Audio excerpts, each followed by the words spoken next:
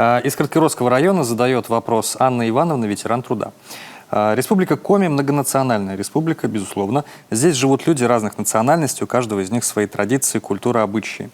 Хорошо было бы, если бы в муниципалитетах проводили выездные мероприятия, как, к примеру, Дни культуры национальностей Коми.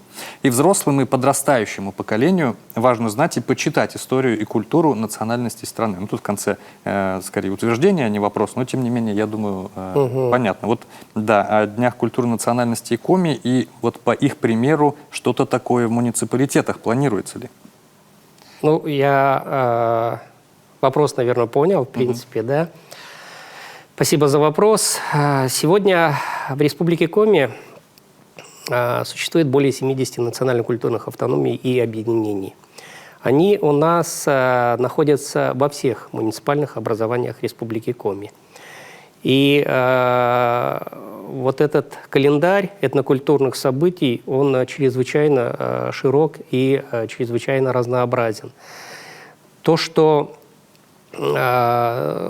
национально-культурные автономии сегодня на уровне республики проводят большое количество мероприятий, но и в муниципалитетах сегодня проводится тоже большая работа по сохранению памяти, да, по сохранению традиций, по сохранению культуры.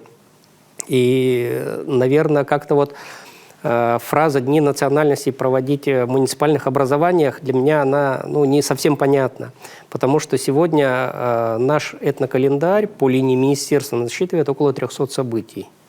300 это за событий, год, правильно? За год, да. 300 событий – это то, что проводится сегодня в республике в целом по этому направлению.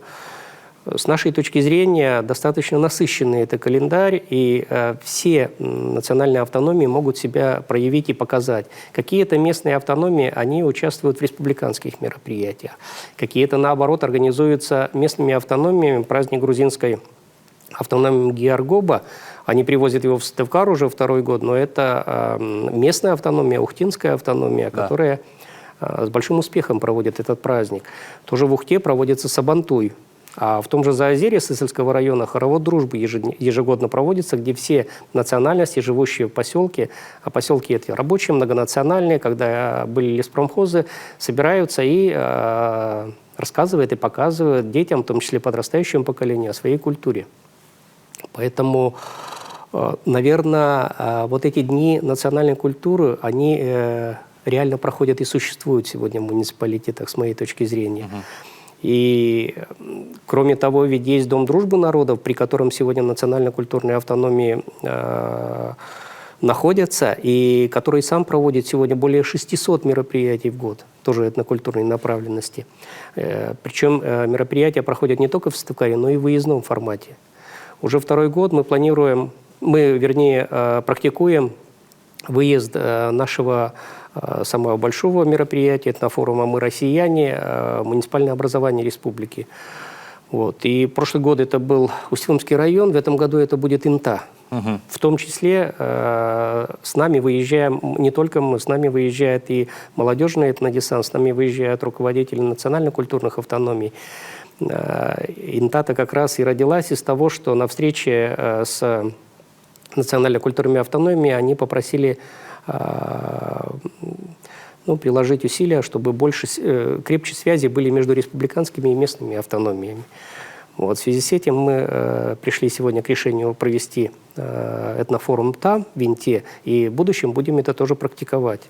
Кроме того, в этом году мы впервые в Усинске провели малый этнофорум, тоже с целью приближение, да, муниципалитета. Сегодня приближение к муниципалитету. Мы тоже выехали очень большой командой и постарались все вопросы, которые в муниципалитете возникают, либо которые интересны муниципалитету, разобрать при этом выезде. Это тоже одна из форм сегодня взаимодействия. Будем продолжать практику и в дальнейшем и надеюсь, что муниципалитеты не ущемлены в этой части. Так что, Анна Ивановна, следите за активностью, афишей, за афишей, за активностью национально-культурных автономий и за мероприятиями.